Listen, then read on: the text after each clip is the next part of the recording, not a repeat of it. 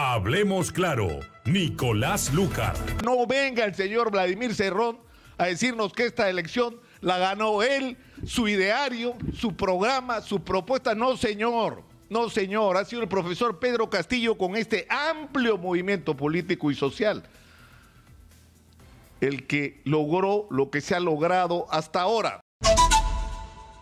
En el Perú ocurre, y no ha sido esta elección la excepción, que tenemos partidos sin candidatos y candidatos sin partido.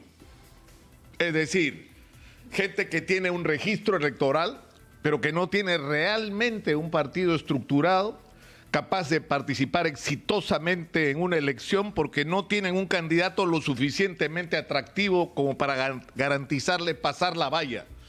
Y por eso necesitan buscar un candidato que los acerque por lo menos a pasar la valla. Y eso que ocurrió en el caso de Hernando de Soto con Avanza País en esta elección, ocurrió con Pedro Castillo y el partido Perú Libre.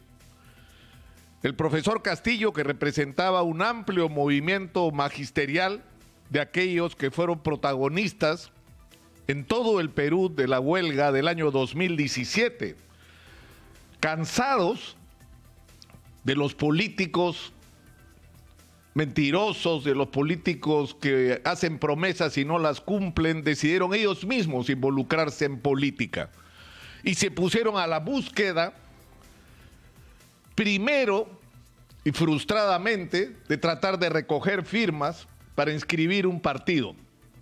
Y se dieron cuenta que por las características del movimiento, constituido básicamente por gente que trabaja todos los días y que no cuenta con un cuerpo de militantes profesionales o con recursos para contratar a alguien que le recoja firmas, no podían hacerlo.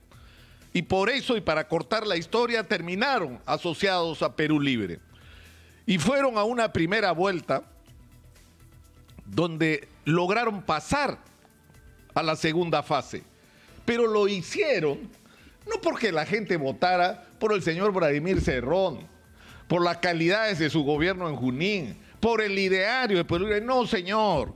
No, señor. Votaron por el profesor Pedro Castillo, representante de un poderoso movimiento social de reivindicación en el Perú. Y la campaña estuvo construida fundamentalmente por decenas de miles de maestros en todo el Perú que hicieron la campaña. Y por eso esa campaña fue invisible para las encuestadoras.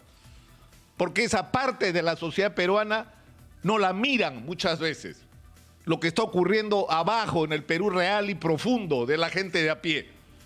Y luego vino la segunda vuelta, donde ya no solamente estaban las decenas de miles de maestros y de activistas sociales que se multiplicaron, es decir, todos aquellos que sentían un hartazgo por la falta de sensibilidad y por la corrupción de la clase política, por las promesas incumplidas, por los documentos suscritos que hay que regresar a Lima cada mes para recordarles que los han firmado y no los cumplen, y que se hartaron y decidieron también buscar una nueva opción. Pero se unieron a este movimiento otras agrupaciones de izquierda, Juntos por el Perú, el Frente Amplio, Renacimiento Andino, Democracia Directa, y no solo partidos de izquierda. La mitad de Acción Popular no solamente ha participado en estas elecciones apoyando a Pedro Castillo, sino incluso se han involucrado directamente en la propaganda e incluso han participado como personeros. Y eso ha ocurrido con una porción de militantes del APRA que no participaron en esta elección. Gente que ha votado por Rafael López Aliaga en la primera vuelta y que es antifujimorista se involucró en esta campaña como otras corrientes de izquierda antifujimorista. Entonces no venga el señor Vladimir Cerrón a decirnos que esta elección la ganó él, su ideario, su programa, su propuesta. No, señor. No, señor. Ha sido el profesor Pedro Castillo con este amplio movimiento político y social el que logró lo que se ha logrado hasta ahora.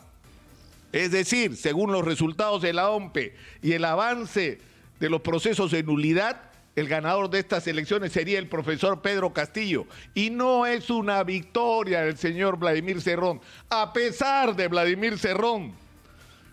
Porque si el profesor Pedro Castillo no ha podido extender más las simpatías hacia su candidatura, es por la barrera que ha significado una corriente política que tiene por un lado un gobierno regional envuelto en escándalos de corrupción que esta misma semana han continuado. Ese es el gobierno regional del señor Cerrón. Ese es su gobierno regional, esa vergüenza de la mafia de los brevetes, de las obras no terminadas, de las obras en las que hay corrupción, algunas de las cuales han llevado a que él esté sentenciado a 4 años de prisión que podrían aumentarse, porque hay un proceso de casación en la Corte Suprema que podría aumentar la pena de 4 a 6 años, y ahí sí no se va a salvar el señor Cerrón y va a tener que pagar como todos los procesados por corrupción y sentenciados por corrupción con la cárcel, que es lo que merecen. Y le faltan 9 procesos más. Es decir, eso es lo que el señor Cerrón pretende que ocurra para el Perú, y solamente estoy hablando del lado más oscuro de la realidad de una gestión que es ineficiente y corrupta, como han sido lamentablemente la mayoría de gobiernos regionales en este país, sin importar el signo político, porque eso de que eres de izquierda, entonces eres decente, se acabó hace rato. Eso es mentira. La corrupción ha sido transversal en el Perú.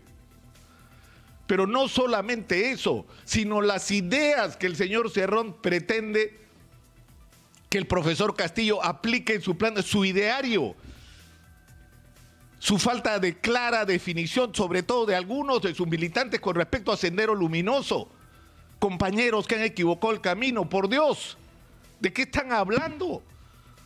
¿Cómo que compañeros que equivocaron el camino? Gente que desangró el país, gente que asesinó a militantes de izquierda en primer lugar, porque los primeros muertos en este país por Sendero Luminoso fueron los militantes de izquierda que en las zonas de acción de Sendero Luminoso se resistían a sus imposiciones dictatoriales, porque con Sendero Luminoso o estás con ellos o estás muerto. Esos no son compañeros que equivocaron el camino, esos son criminales. Y esas definiciones en el Perú a estas alturas ni siquiera las deberíamos estar discutiendo. Pero para alguna gente de Perú Libre es un tema pendiente al que alguna gente le da demasiada importancia. La gente no ha votado por usted, señor Vladimir Cerrón, y el profesor Pedro Castillo me va a disculpar, ya es hora de poner las cosas en su sitio. No puede seguir ocurriendo que usted dice vamos por allá y pone al señor Pedro Franque a dar un discurso conciliador que corresponde a lo que ha pasado en el Perú. Porque la gente que ha votado por usted ha sido este amplio movimiento que por supuesto que quiere un cambio en el Perú, pero quiere que ese cambio sea hecho con responsabilidad, que no se arruine todo lo que hemos podido avanzar, que en el Perú se gobierne para los pobres, pero sin perjudicar los avances que hemos logrado en términos de estabilidad económica. No queremos que vuelva la hiperinflación. No queremos espantar a la inversión extranjera, menos aún en un momento en que tenemos la gran oportunidad por el boom minero de tener los recursos que nunca ningún gobierno en el Perú ha tenido. El dinero que va a entrar por nuestras exportaciones mineras va a ser el más grande de nuestra historia, y ahí está el dinero para resolver la salud, la educación, la infraestructura, el agua, la vivienda para la gente, para la agricultura, para el turismo, para la gastronomía. Ahí está el dinero. Y esa es la responsabilidad del profesor Castillo. Y el profesor Castillo tiene que saber entender que cuando hay un grupo, cientos de militares en retiro que firman una declaración diciendo si hay fraude no vamos a... No es fraude. Saben que no ha habido fraude. ¿Saben lo que les preocupa a estos militares? Y a la inmensa mayoría de gente que va a manifestarse diciendo que acá hubo fraude. Lo que les preocupa es otra cosa, que en el Perú se instaure un gobierno como el que el señor Cerrón pretende. Eso es lo que la gente no quiere. Ya llegó la hora de que el profesor Pedro Castillo trace una raya en el piso. Esto no da más, profesor Pedro Castillo. El país está en vilo. Y lo que tiene que hacer usted ahora es hablar clarito. Decir quién es quién, definir claramente quién manda y empezar a decirnos cuáles son sus alianzas, porque este país es ingobernable sin alianzas de la más amplia y ancha base, porque estamos agobiados por la pandemia, por las razones sanitarias y económicas que esta pandemia implica, porque tenemos una gran oportunidad de dar un salto hacia adelante y porque el país está dividido, profesor Castillo, literalmente mitad a mitad.